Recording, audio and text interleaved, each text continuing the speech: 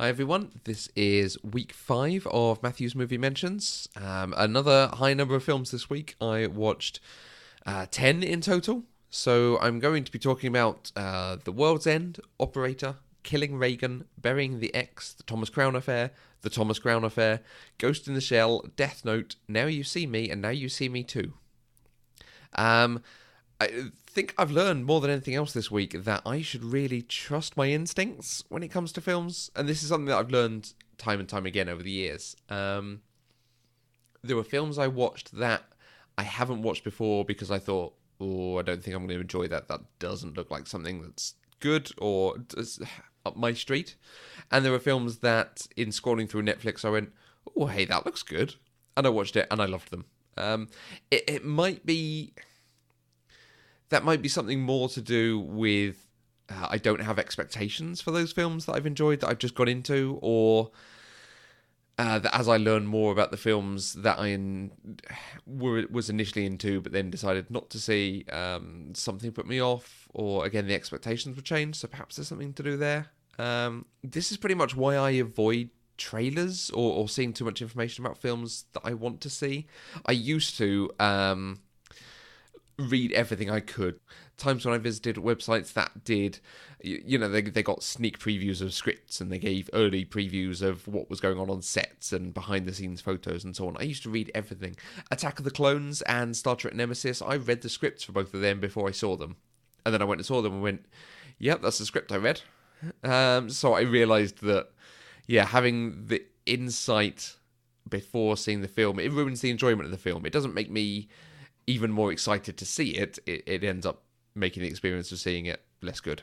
So I stopped doing that. But I think, I've definitely learned that I should trust what I'm thinking about a film when I first hear about it, and perhaps go on more, yes, that looks like something I'll enjoy, and just watch it. But, I'm not sure I can do that 365 times. So I need recommendations, as ever. I got a couple this week of films that I probably wouldn't normally watch, so it'll be interesting when I finally get to them.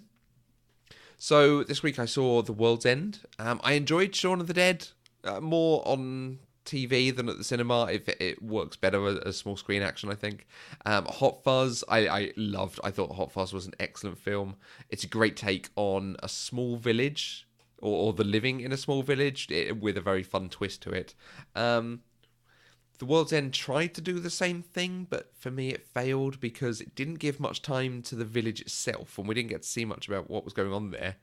And at the same time, the characters we were following and spending time with weren't interesting, weren't nice, I didn't care about them, they were largely unmemorable, and then the twist wasn't well conceived. It doesn't quite come out of nowhere, but it didn't land at all, and then was rubbish for the rest of the film. So I think I should have trusted my instinct on that. That has stopped me watching it up until now. Operator, however, I was recommended to it on Netflix. They did you've previously watched Ex Machina or something, you might enjoy this. So it was one that just seemed interesting from the blurb. It's about a socially awkward man who uses his wife's voice and personality to create a digital assistant for a healthcare company. And then he starts being more into the digital version of her than their actual relationship, and their relationship changes because of it. This film was everything that I wanted the film Her to be. It was a really good use of technology, but telling a very human story. The characters were really engaging. I really enjoyed all the characters. I was involved in their story and really wanted to see how it came out. And then the denouement was excellently done. It was a really, really good film with an excellent cast. So, really good watch. I saw Killing Reagan, which Letterboxd lists as the most obscure film I've watched so far this year. I heard Tim Matheson, the chap who plays Reagan, talking about it on the West Wing Weekly podcast. It is a nice telling of the story, of the events rather than the story, but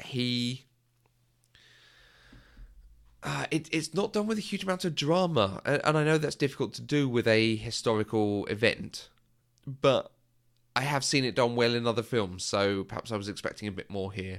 It was interesting to watch. It passed the time. It took several watchings. Admittedly, I was having it on just when having some lunch or doing something in front of the TV. I just threw it on for a bit.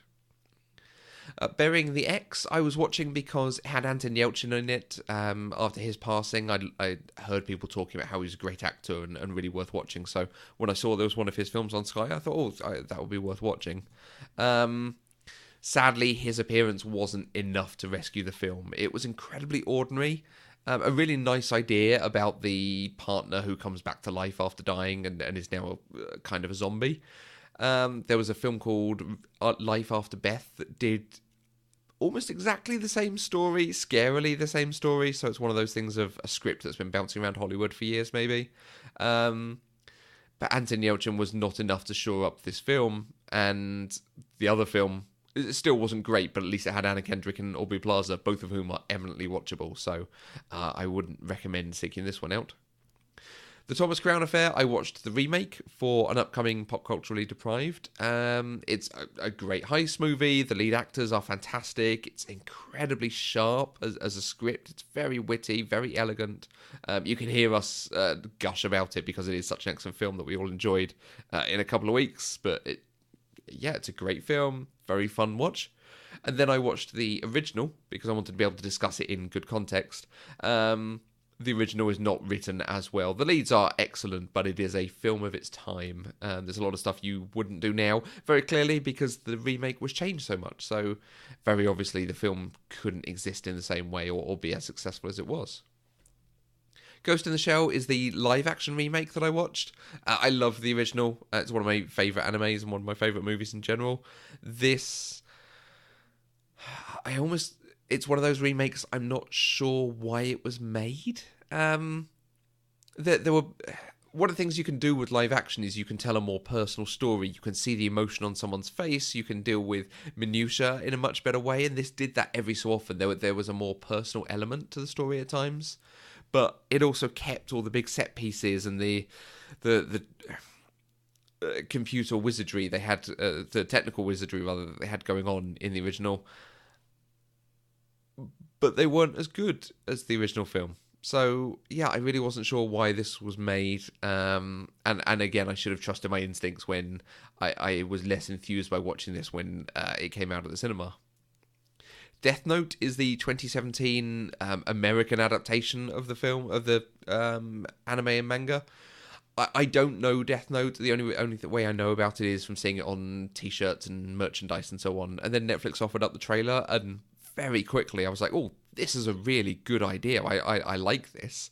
So I watched it. I loved this. This might be the best film I've seen so far.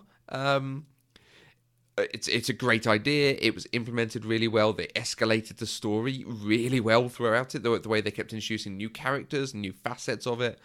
I really liked what they did. It was riveting. I feel like perhaps if I knew the original better, I might have more quibble with it, because I've seen a number of people saying it's not that good and it's not got a very good rating. So I feel like I'm in the minority perhaps, but I loved it. I really, really enjoyed this film, and that's a high recommendation from me. And I watched Now You See Me.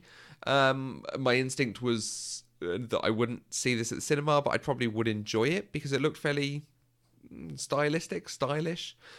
And very much that's true. This film loves its style much more than it loves its substance. All the way through, I felt like the film was lying to me or holding something back. And then there is a reveal towards the end, but it's given away so lightly, they almost don't make a revelation of it, and it lessens the rest of the film. It makes me go, well, no, that it doesn't make sense why he did this, and it's just a bit ridiculous then.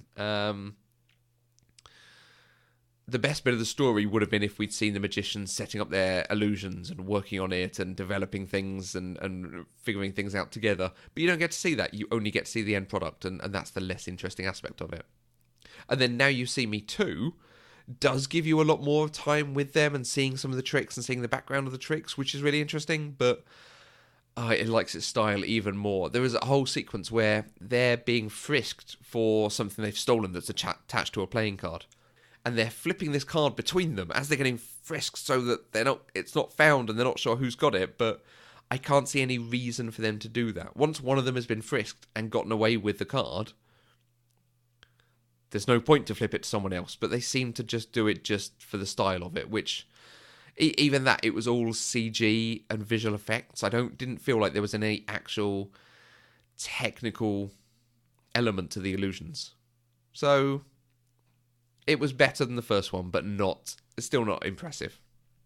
My recommendation this week, it would probably be Death Note, but as I say, I can see that opinion is split on that, so I'm wary of recommending it. Operator, however, terrific film. Really excellent story, really gripping. I think everyone should go and seek that one out, so that's definitely the one I would recommend. So over the next week, I've actually got at least one trip to the cinema, if not 2 or 3. There's a preview of I, Tonya, and there's a few things coming out in the next couple of weeks that I'm hoping to see, so some actual films, like cinematic experiences.